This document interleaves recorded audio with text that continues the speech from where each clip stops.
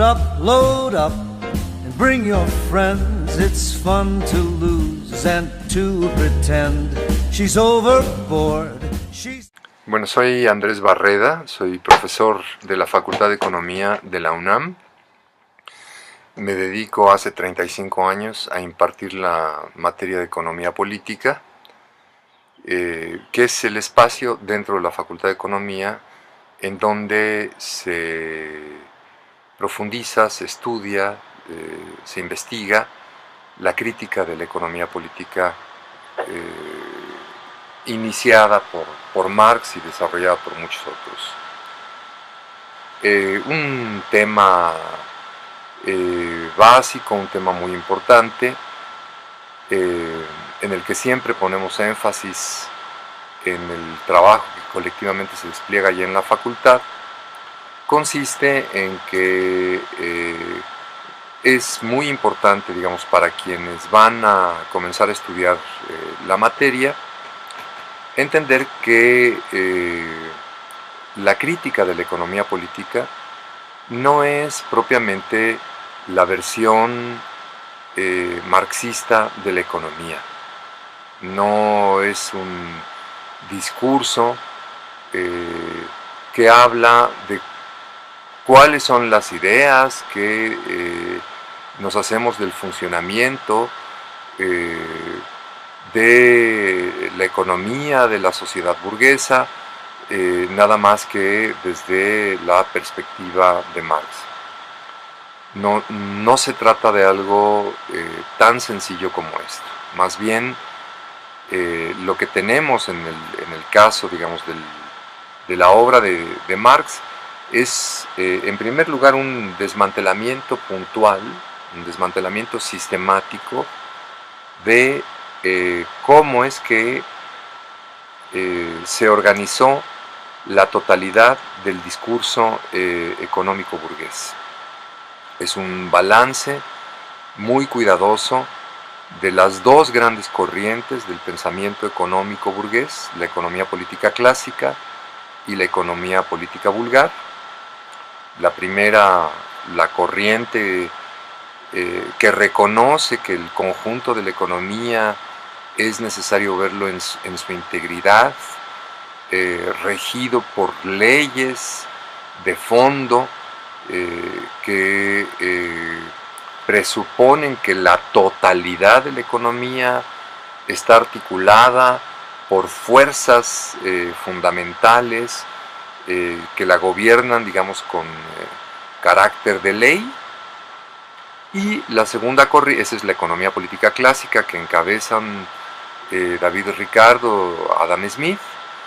y la segunda corriente, que es la economía política vulgar, que reniega de la teoría del valor, que reniega, digamos, de la necesidad epistemológica de investigar científicamente el mundo moderno, que se postula de entrada como una actitud nihilista frente al conocimiento de estas fuerzas profundas que rigen, que integran la totalidad de la economía, argumentando que es imposible en realidad conocer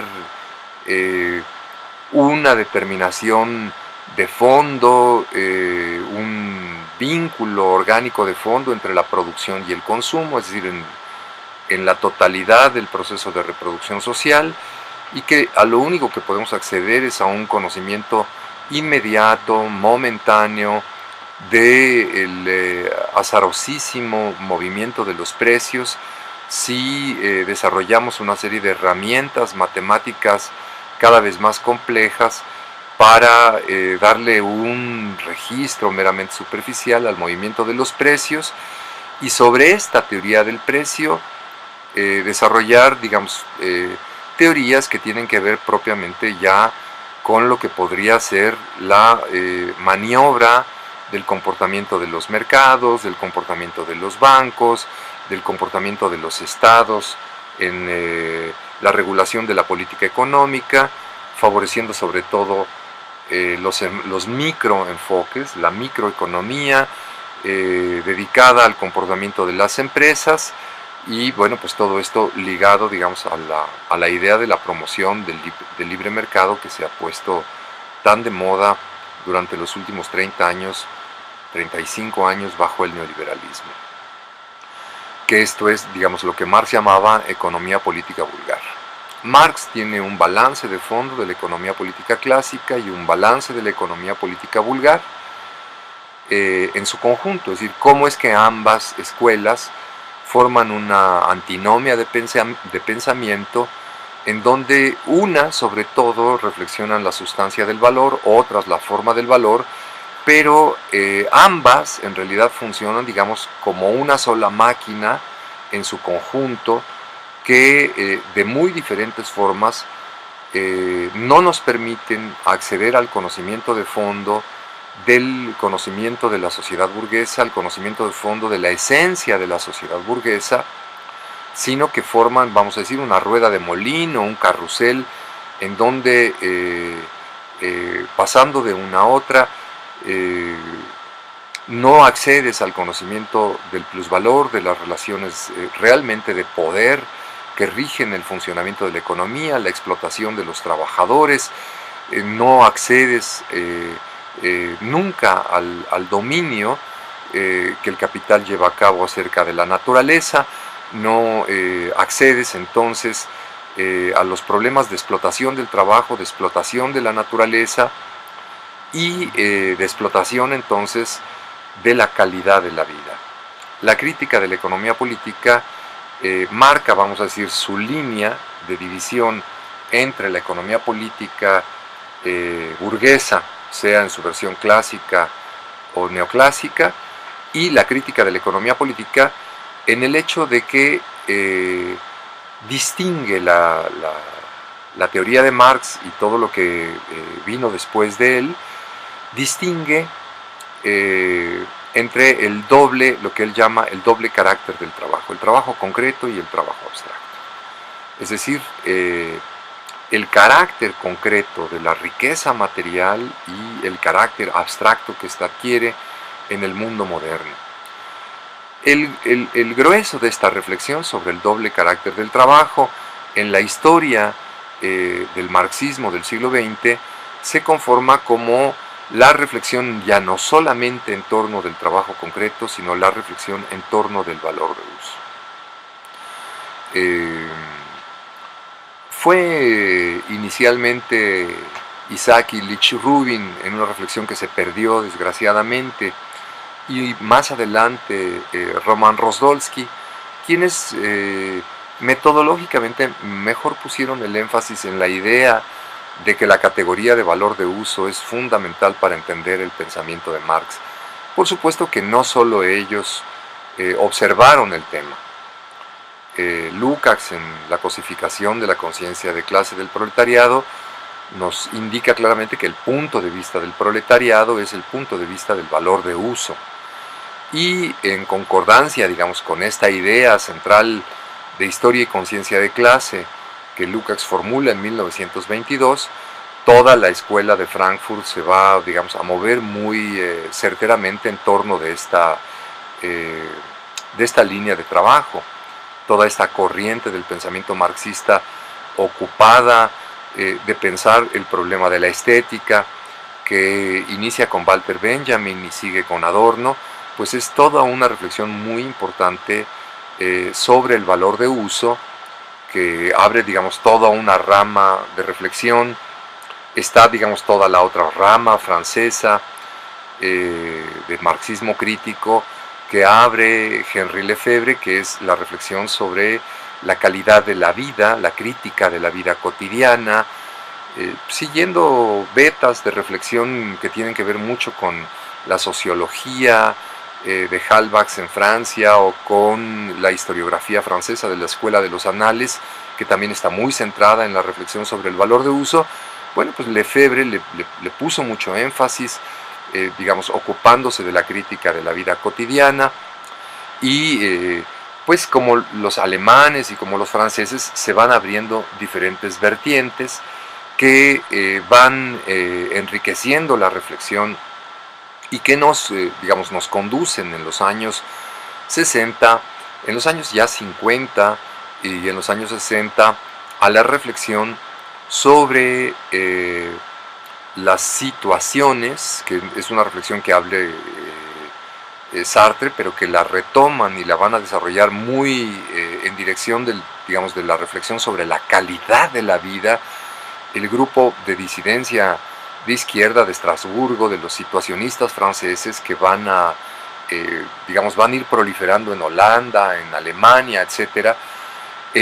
también en reflexión, digamos, en dirección de una reflexión muy importante sobre la calidad de la vida y lo que es la situación del capitalismo contemporáneo como un capitalismo que controla el consumo, te controla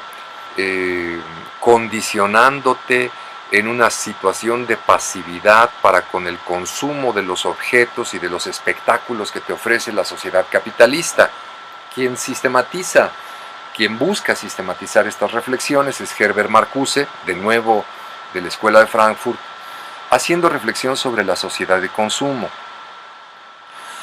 Ahora bien, todas estas reflexiones sobre el valor de uso, que son mucho más complejas que lo que acabo de mencionar así muy abuela pluma, todas estas reflexiones, en realidad, aunque retoman la noción de valor de uso, podríamos decirlo así, tal y como aparece en el primer capítulo del Capital, del tomo 1, en el análisis de la mercancía, sin embargo, descuidan la forma en que el propio Marx lleva adelante su reflexión sobre el valor de uso. Lo que en el inicio es, vamos a decir, la teoría de Marx sobre la autonomización del valor que convierte al valor de uso, vamos a decir, de ser el centro del proceso de reproducción social en un simple instrumento del valor como nuevo centro del proceso de reproducción social, que se autonomiza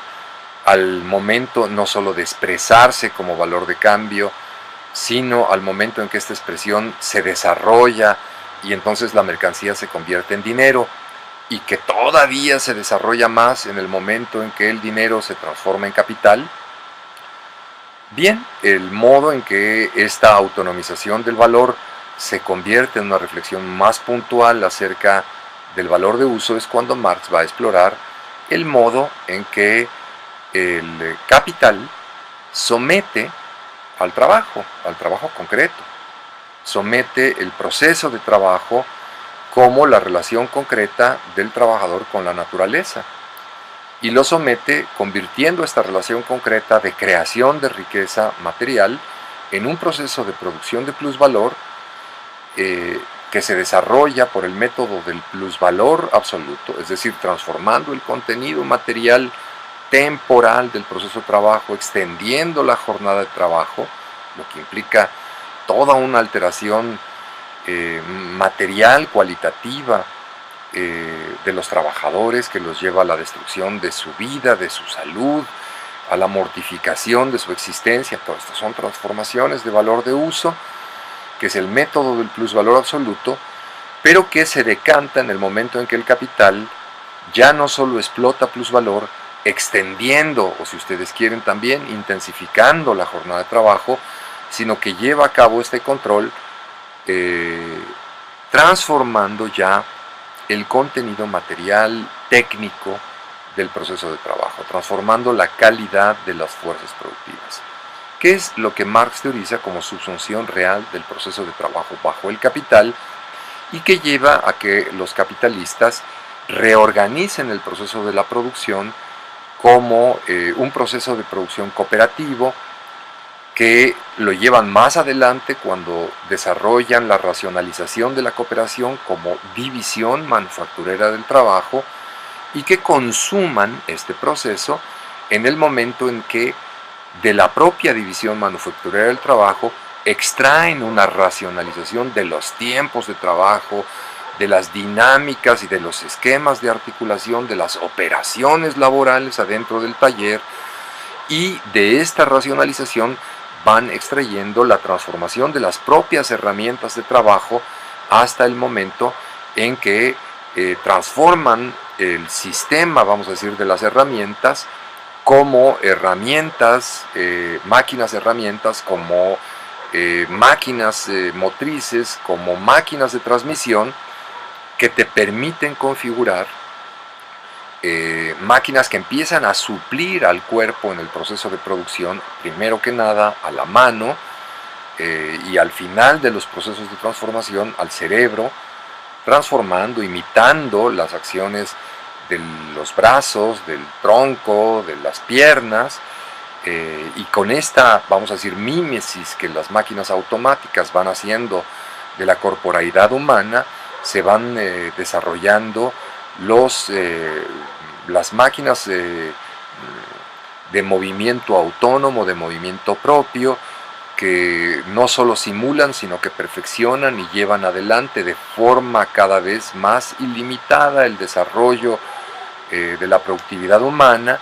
y que en realidad no pueden llevar a cabo todo este trabajo de mímesis si no introducen la racionalización científico-técnica. Entonces se requiere ya no solo,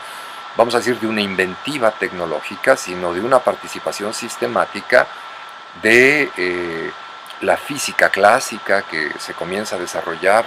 en la división del trabajo mecánico. Newton correspondería a esta época, sino que van desarrollando ya la intervención científica no solo en el terreno de la física, sino en el terreno de la química, en el terreno de la biología, en el terreno de la geología, qué sé yo. En fin.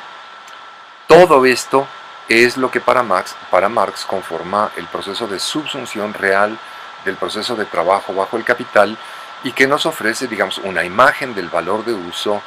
en un espectro absolutamente complejo, subordinado bajo el capital. Estas ideas de la subsunción real del proceso de trabajo bajo el capital no las encontramos claramente rescatadas en el marxismo del siglo XX. Es una idea bastante incipiente de subsunción del valor de uso, que deja fuera la idea de la subsunción real del trabajo. El único, digamos, que apuntaba en esa dirección fue Henry Grossman, que junto con Hessen, que es un marxista ruso que asesina a Stalin, inician un trabajo de investigación sobre el modo en que el pensamiento de Newton deriva de la división del trabajo. Ambos desarrollaron sus ensayos en los años 30. Actualmente sus ideas son conocidas como las tesis de Grossman y Hessen, que pues unas las bloqueó Stalin y las otras las bloqueó Max Horkheimer, porque al gusto de Horkheimer, Henry Grossman pues era un pensador demasiado marxista, no le gustaba, le parecía muy economicista, y bueno, Horkheimer truncó, bloqueó, así como bloqueó el desarrollo de otro marxista extraordinario que fue Alfred von Rethel, o tampoco le facilitó las cosas a Benjamin. Digamos, a quien más daño, yo pienso, le hizo fue a Henry Grossman, y realmente se bloqueó esta beta tan importante que podría haber llevado al rescate de las categorías de subsunción formal y real del proceso de trabajo bajo el capital. Bueno, pero esas teorías sobre la subsunción real quedaron allí, y en realidad el marxismo no las redescubrió sino hasta muy tardíamente, cuando se publica este manuscrito, este fragmento de manuscrito de Marx de la crítica de la economía política, que corresponde a la versión de 63-66, que es el capítulo sexto inédito, en donde Marx habla con todas las letras, digamos, de que la categoría central que rige su reflexión, digamos, sobre la plusvalía relativa es la categoría de subsunción real del proceso de trabajo, que entonces, bueno, se comienza propiamente de manera muy tímida en los años 70 a reflexionar sobre el tema, y que en realidad, bueno, se vuelve realmente una herramienta de reflexión muy fuerte cuando Jorge Veraza utiliza, vamos a decir, la categoría de la subsunción real del proceso de trabajo para llevar a cabo un ajuste de cuentas con la reflexión que Herbert Marcuse ha hecho sobre la sociedad de consumo, y a Veraza se le ocurre, digamos, formular esta idea de la reflexión sobre la subsunción real del consumo. Porque entonces ya el valor de uso se nos aparece no solo digamos como la totalidad de los valores de uso del proceso de producción, sino como la totalidad de los valores de uso del proceso de consumo, del proceso de distribución, del proceso de reproducción, como la totalidad de los valores de uso que están insertos en el conjunto del desarrollo histórico. Se nos aparece tal y como dice Marx al inicio del capítulo sexto inédito, cuando dice que valor de uso es todo, ¿no? Todo es valor de uso. Y bueno, la idea de Veraza es que esta totalidad o esta complejidad del valor de uso es lo que se ha convertido en el objeto privilegiado de la dominación por parte del capital a lo largo del siglo XX. Esta idea es una idea muy fuerte que hoy, bueno, pues nos permite dar cuenta no solo de las formas o estrategias inesperadas que desarmaron toda la lucha obrera que se había venido construyendo en el siglo XIX y en el siglo XX y llevaron, digamos, a un cambio de las estrategias en el piso de fábrica y que, digamos, sirvieron para el desmantelamiento de las estrategias de resistencia dentro de la fábrica, como han planteado muchos críticos del dominio del proceso de trabajo. No solo ha servido para la construcción, digamos, de lo que es la forma salario que reflexionaron los regulacionistas en los años 70 y 80 como forma también complementaria de control del piso de fábrica, digamos, de las estrategias de control del Fordismo, del Toyotismo, sino que ha servido no solo para el control de estas determinaciones económicas del proceso de trabajo y el salario, sino para el control de la totalidad de la vida. Es decir, para no solo el proceso de producción de cosas, o sea, no solo nos sirve para pensar lo que son las fuerzas productivas técnicas y el dominio de las fuerzas productivas técnicas, sino todo lo que es el proceso de producción de personas. Es decir, todo lo que es el proceso de control de la sexualidad, el proceso de control de la alimentación, de la salud, del espacio doméstico, de los deportes, del descanso. Todo eso es objeto de dominio y control sistemático que tiene que ver con el control del cuerpo y por ahí con esa otra parte importantísima del valor de uso que es la psique, es decir, que tiene que ver con las emociones, que tiene que ver con las pasiones, con la envidia, con los celos, con la confusión emotiva, existencial, que bueno, pues es materia privilegiada de subsunción de Hollywood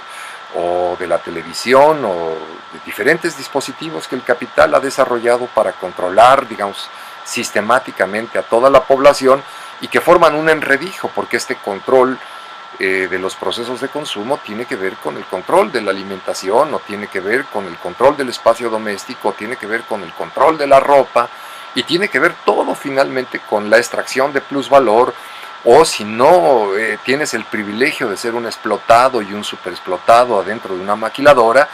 pues también tiene que ver con las formas de control del ejército industrial de reserva. El capitalismo cada vez domina más a la gente en calidad de desempleada. No la dominan en el proceso de trabajo, la dominan en el proceso de consumo y en la totalidad del proceso de reproducción.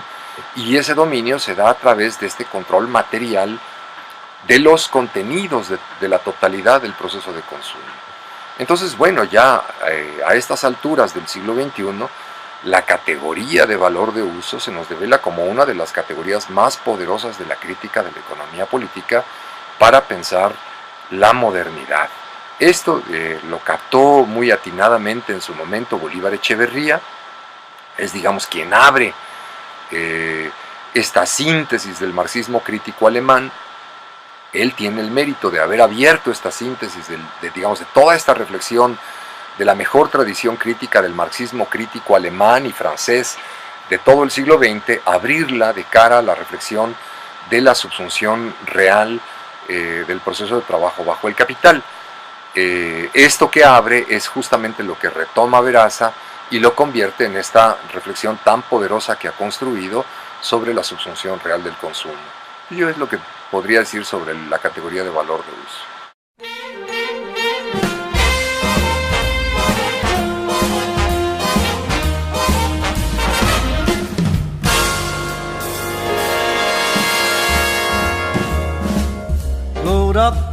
load up and bring your friends. It's fun to lose and to pretend. Énfasis en el trabajo que colectivamente se despliega allí en la facultad consiste en que es muy importante, digamos, para quienes van a comenzar a estudiar la materia, entender que la crítica de la economía política no es propiamente la versión marxista de la economía. No es un discurso, en primer lugar un desmantelamiento puntual, un desmantelamiento sistemático de cómo es que se organizó la totalidad del discurso económico burgués. Es un balance muy cuidadoso de las dos grandes corrientes del pensamiento económico burgués, la economía política clásica y la economía política vulgar. La primera, la corriente, a partir de la materia de economía política, que es el espacio dentro de la Facultad de Economía en donde se profundiza, se estudia, se investiga la crítica de la economía política iniciada por Marx y desarrollada por muchos otros. Un tema básico, un tema muy importante, en el que siempre ponemos que habla de cuáles son las ideas que nos hacemos del funcionamiento de la economía, de la sociedad burguesa, nada más que desde la perspectiva de Marx. No se trata de algo tan sencillo como esto. Más bien, lo que tenemos en el caso, digamos, de la obra de Marx es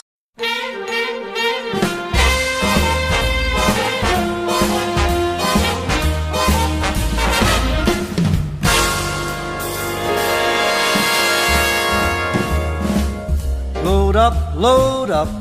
and bring your friends. It's fun to lose and to pretend. She's overboard. Bueno, soy Andrés Barreda, soy profesor de la Facultad de Economía de la UNAM. Me dedico hace 35 años a impartir